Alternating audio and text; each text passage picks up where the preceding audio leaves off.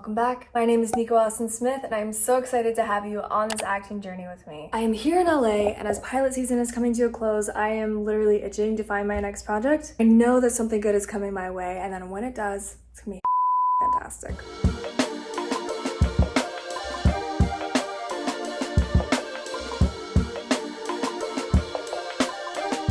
Did you catch me in season 2 of The Birch on Facebook Watch? If not, don't worry, I'll put a link down below and you can check it out whenever you can. New episodes come out every single Friday on Facebook Watch for the next 6 weeks at 3 p.m. Pacific time and 6 p.m. Eastern Standard Time. So comment below, let me know what you think of my character, Jahan. Do you like her? Do you not like her? And also like this video if you want to see a behind the scenes video on what it was like to shoot The Birch season 2 during COVID. Before we get into today's video, let's do some housekeeping. Last week's Giving Tuesday went out to a place that is near and dear to my heart. Those of you who know me know that I love food. If you grow your own food, you'll see that there's so much freedom in it. So that is why I chose to donate to the Ron Finley Project. They're based here in South Central LA and they want to turn the food desert into a food utopia. They're succeeding. This organization turns unused spaces in LA into community gardens, which then increases jobs for the neighborhood. Amazing. Ron said it best. Growing your own food, it's like planting your own money. I'll put the link to the organization down below in the description and you can donate if you want. And drop a comment below and let me know if you have a green thumb. I'm curious. In today's video, you'll discover how to uncover your actor brand. This task can seem pretty daunting, but once you figured it out, you're one step closer to having the career that you want. If you have not seen my previous videos, I suggest that you go watch them. Especially the self-reflection video. Those first steps will be so helpful to you before you even figure out your brand. It's highly recommended. So, what the hell is a brand? I'm glad you asked. Let's start with the basics. What does the word brand even mean? Well, let's look at it from a business standpoint. Look at Apple. When you think of the company Apple, what imagery comes to mind? The apple that has a tiny bite taken out of it, right? What does that convey to you? To me, it conveys the simple truth that technology is always evolving and changing. And even when we take a bite out of one mechanism, we're always on the hunt for the next big one. That's powerful branding. That is their essence. That's what makes them unique. We could say the same for a brand like Nike. That check mark, that knowledge of completing a task, completing a workout that seemed impossible, just do it. An actor brand is your uniqueness, your delicious essence. It is who you are to your core. It's effortless, and that's what people want to see. Hey Nico, I hear you, but what about type? Isn't that the same thing? No. I hear actors ask this a lot. These terms are not interchangeable. We already went over what brand is. It is your ultimate holy grail. It is specific and unique to you. An actor's type is all the type of roles they could potentially play, like girl next door, druggie stalker, girl next door, crazy stalker, druggie on the street. There we go. Why is brand important?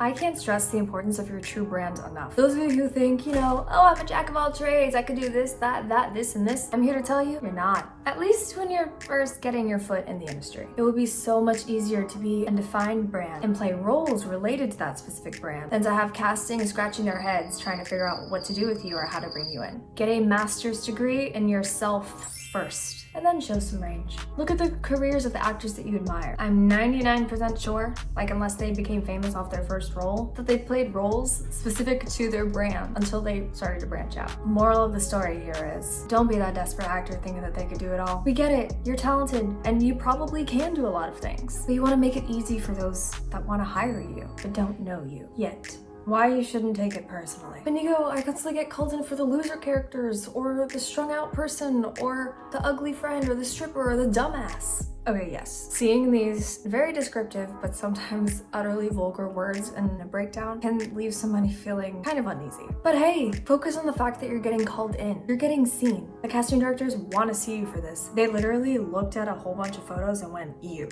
And if you do a great job, they'll call you in repeatedly, which will then build relationships with that office, which will then lead to other relationships with other offices, which will then eventually lead to bookings. Isn't that what we all want? Look at actors like Jack Nicholson, or Steve Buscemi, Helena Bonham Carter, Kathy Bates. You think they let the type of roles they play, because of their brand, discourage them? Nah, they want to get that money. Being called in is good. For those of you who don't know, I am a huge fan of Bonnie Gillespie. Her book, Self-Management for Actors, has really catapulted my career in ways that I couldn't even imagine. No, this video is not sponsored by her, but I just love her material and I want to promote it. Bonnie Gillespie said it best. By trying to be everything to everyone, you successfully accomplish one thing, not being yourself to anyone.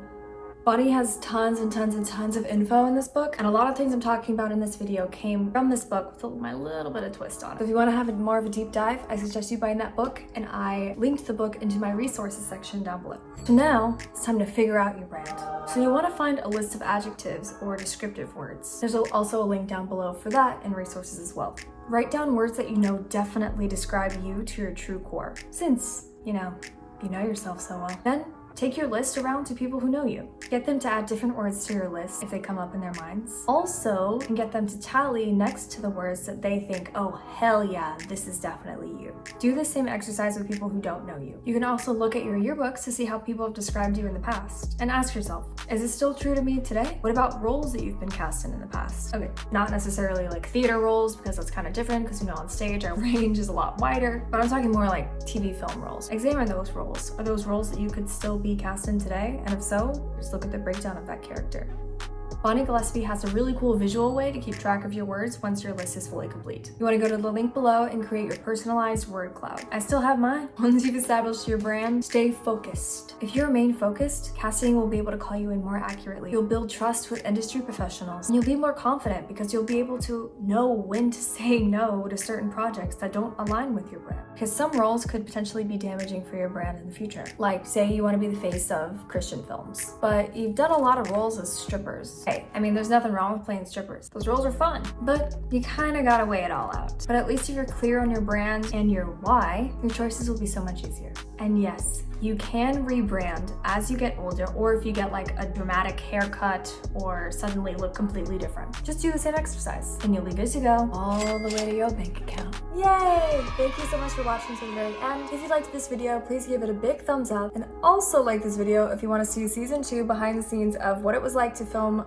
Facebook Watches The Birch during COVID. Tune in tomorrow for the 5th episode of season 2 of Facebook Watches The Birch, and hit that subscribe button and that tiny, tiny, tiny bell so that you can be notified anytime I post new content, which is every other Thursday at 11 a.m. Pacific. Also comment below with any questions you have, because I do respond to all questions within the first 30 minutes of uploading. You can also DM me on Instagram. I'm pretty accessible. Which reminds me, my next video is going to be all about required acting materials. Are you curious about what my headshot and resume look like? Stay tuned, and I'll see y'all next time.